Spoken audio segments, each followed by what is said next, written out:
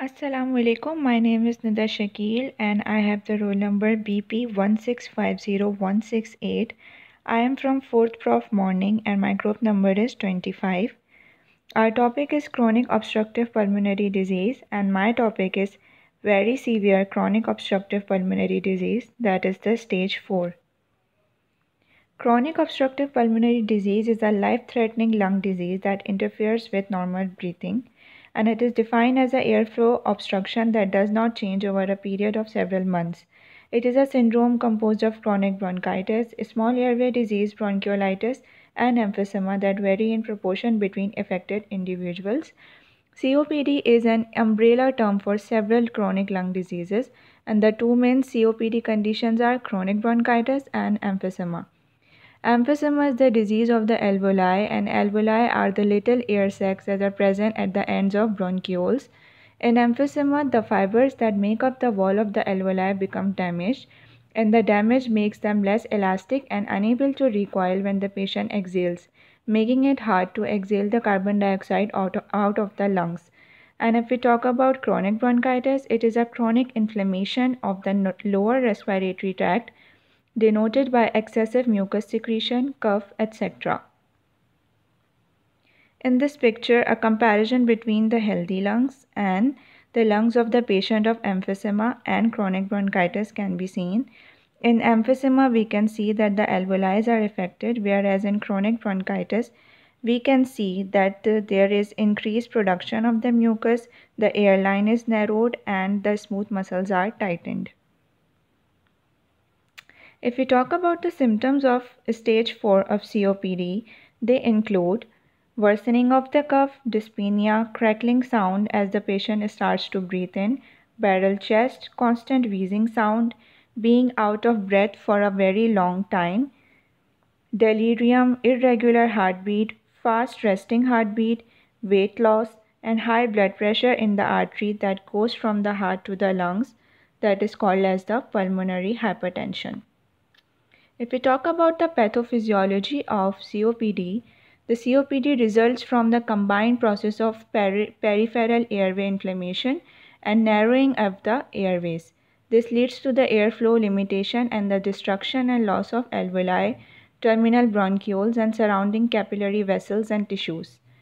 In the inflammation, there is an involvement of neutrophils, lymphocytes, macrophages, and other than that, there are increased number of goblet cells, mucous gland hyperplasia, hypoxemia, hypercarbia, hyperinflation.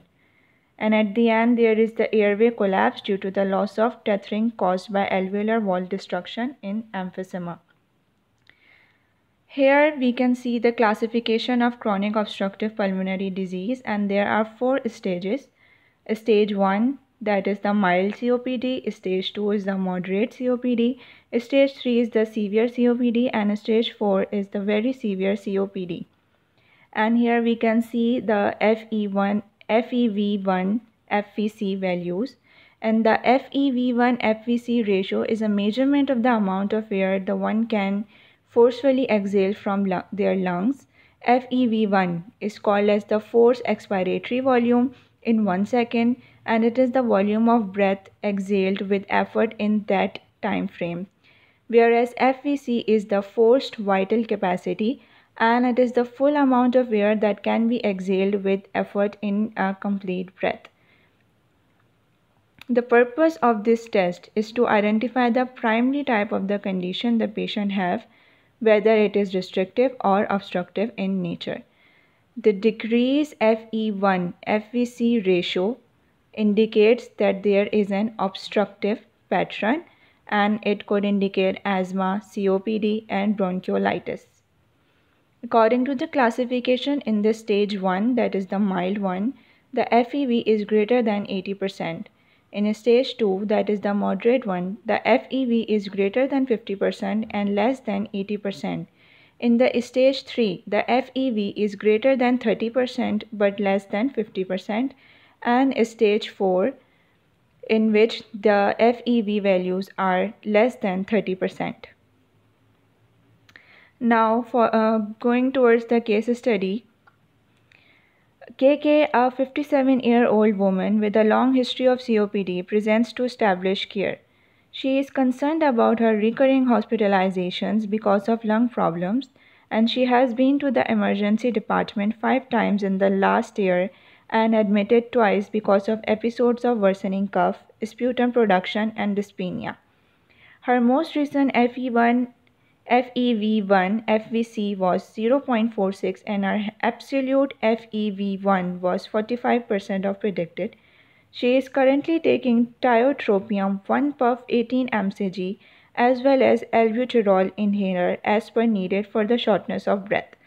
She uses oxygen at 2 liters per minute when sleeping, and she is a former smoker 50 pack years but quit 2 years ago. What change in the treatment would you recommend?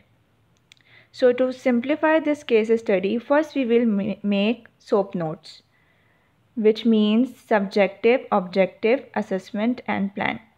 In the subjective, as we can see that the patient is 57-year-old woman with a long history of COPD. She is a former smoker and her chief complaint is recurring hospitalizations because of lung problems, worsening of cough, sputum production and dyspnea.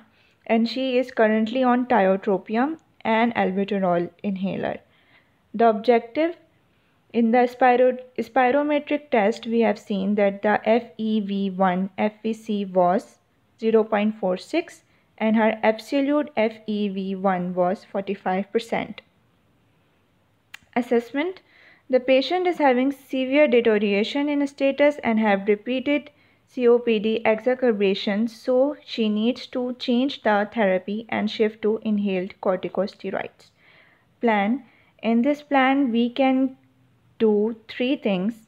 Either we can suggest the patient to discontinue tiotropium, and instead of this we will give inhaled corticosteroid, that is fluticasone, and long-acting beta-2 agonist salmeterol. Or we can add inhaled corticosteroid to tiotropium therapy. Or we can give inhaled tiotropium along with inhaled long-acting beta-2 agonist and inhaled corticosteroids. And 2 combination inhalers are available: Advair, which is the fluticasone and salmeterol, and the second one is Symbicort, that is budesonide and formoterol.